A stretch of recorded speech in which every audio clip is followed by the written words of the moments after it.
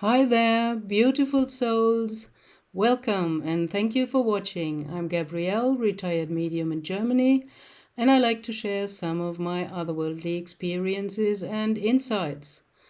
So, this one is about a Sufi teaching story which I really love.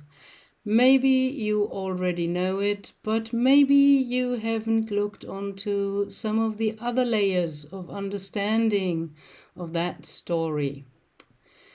It's the story about the elephant in the dark. So it goes as the following. There is a master who is calling his disciples, and they're all coming, and he sends them into a dark room. And he asks them to find out what's in there. So they all go out into the dark room and they make their way forward in the dark, just feeling forward, and then suddenly the first one touches something and he says, "Oh, I've got here something that feels like a column. It's round and big."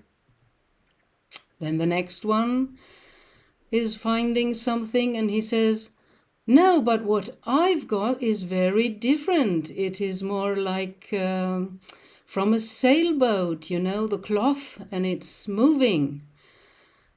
And the next one says, "Oh no, I've got something totally different. What I'm holding in my hands and touching feels like a broom, like a stick-like thing with something on the edge. To me, it seems like a broom." And then another one says, "Yeah, but I've got something totally different. What I'm holding in my hands is feeling like a hose. It's kind of soft and it's moving." And then the master calls them out of the dark room and asks them what they perceived. And they are sharing their perceptions, and it looks as if everybody perceived something different and they can't bring it together. And then the master opens up and says, "That was an elephant you touched in the dark room. So one had the nose, another one had the tail, another one had the ear, and another one had a leg." So you can understand that on a very simple level, just as this story, Okay, we are perceiving different things, and we need a master to have the superior big picture to enlighten us and tell us what we perceived in the parts, what was the whole. So the master is a very symbolic, more metaphorical idea. To me, it's more or less the higher consciousness, the higher self that knows the big picture and can bring it together. And the disciples, to me, are on another level, like the senses, that the brain sitting in the dark skull and not knowing what's going on outside sends out to bring back data and information. We're now at a point where all the disciples start fighting against each other because the one touching the leg is so convinced that it's a leg. Yes, of course, but you're missing the rest. And the next one touching the nose is so convinced it's a nose and all the others are wrong. That's where they want to have us, in fighting. And we all miss the big picture. That's it. There is a superior big picture. So this is a very multi-layered story. And it makes sense as we are told that we are multi-dimensional beings, that there are more layers to everything. And we only get a bit, a piece, a small part of the whole. And we even start to argue about our bits and pieces, which to me is kind of ridiculous. But there are people who still want to argue and fight. Okay, good luck with that. I'm sick and tired of that. And we need the big picture, the bigger picture, to really understand what's going on, you know. So I love that story because it's so multi-layered and you can understand it on many, many levels. Same as the metaphors that all the masters used, or even in the last channeling, the Elohim used about the harvest. That's a quite common metaphor used in Matthew in the Bible and also in the Law of One. Who's not known to that or does not even understand what a metaphor is, well, you can take it literally, then you go astray and you only get bits and pieces. You have to understand that metaphors and analogies, like the Zen koans, are used to get you out of your 3D mindset. Because everything outside of Earth, the whole solar system, is already in 5D. Only we here are still fighting and trying to understand, but with the wrong tool, the 3D mindset cannot grasp it. I hope you get what I mean. I had some comments to my last channeling of the Elohim. People asking, are we food? Are we being eaten because of the metaphor of the crops?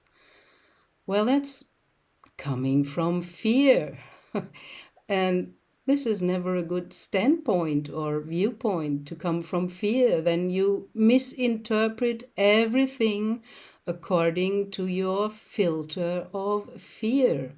And the filters and the beliefs and our opinions and all we are made to learn and think, these are all kind of blockages that keep us in the 3D mindset. Or another one was asking something about the crops. He did not like to be compared to a crop.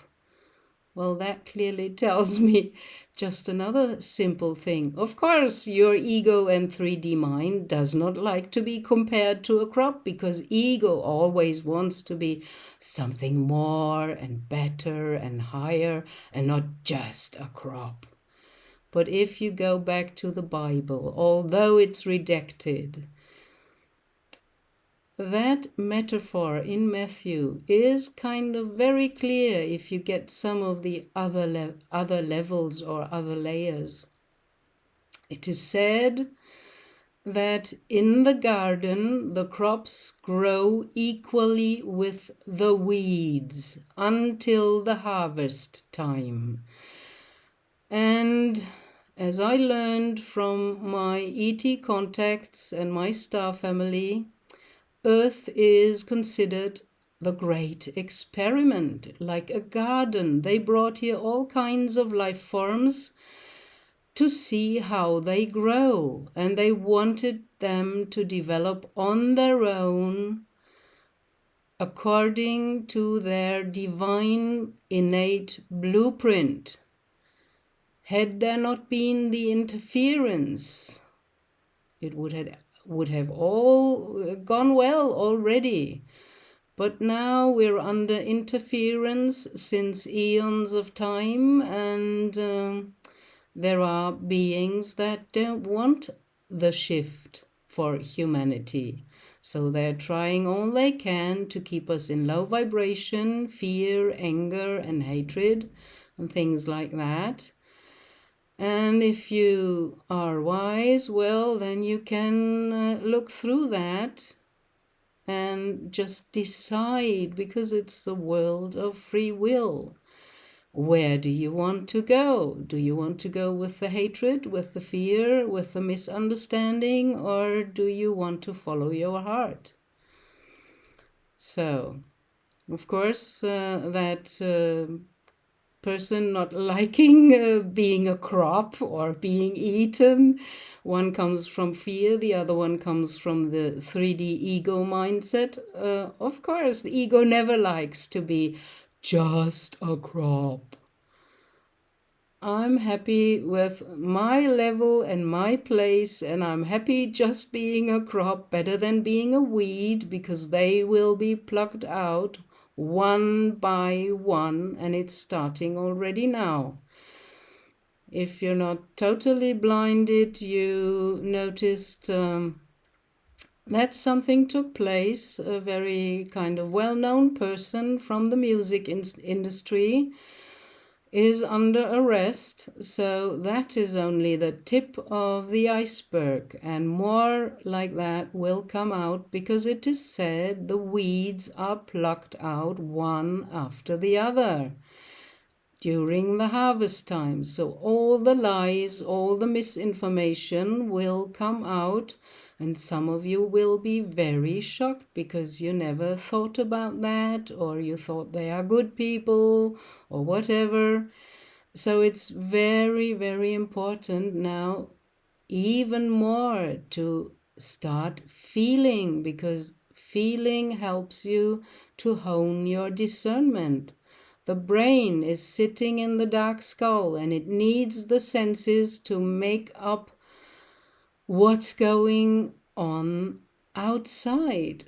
And it is always prone to misinterpret things, because it's sitting in the dark. The 3D mindset cannot solve this riddle. So you better build up a good connection with your higher self. That's the superior, higher frequency, higher wisdom. That's innate within you, or you are kind of living within it, because it's the greater field around you. It's part of your microcosm you live in, your soul, your higher self. That's the address. That's the master who knows the bigger picture and can help you along the way. So maybe it's a good idea to start an inner dialogue and address your higher self. And I can tell you, because I disrespected my higher self years ago, I was wrongly taught that it's kind of half devil and half angel, and better not mess with the higher self. So I disrespected it. And when I started and tried to make contact with my higher self, there was nothing, no answer at all. Luckily, someone gave me the information and said, maybe you disrespected it before, so now you better apologize. So I did that. I apologized to my higher self. And then the contact started, and then I got some answers to my questions. So this is what I want to share with you today. Hope you can find something helpful and useful in that. I'm still not totally well, because I couldn't leave my garden unattended and uncared with all the leaves falling down now in autumn time.